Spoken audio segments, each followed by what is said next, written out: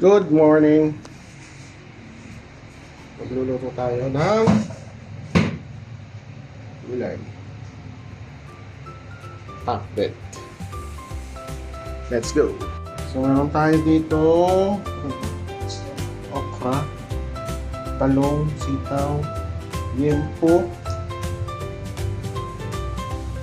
tsaka kalabasa konti. Yeah. So yun ang gagamitin natin.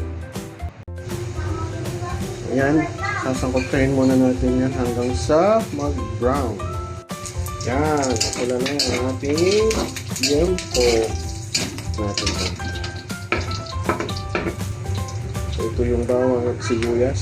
Kapay na yan. Natin yung kalabasa. Kapay na rin natin sa sitaw.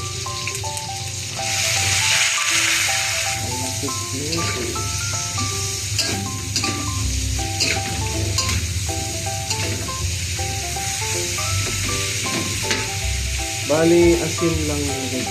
Asin. Ilagay natin itong kamatis. Sa ibabaw. And mekus.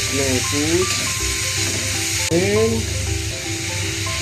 lagyan natin yung ampalaya.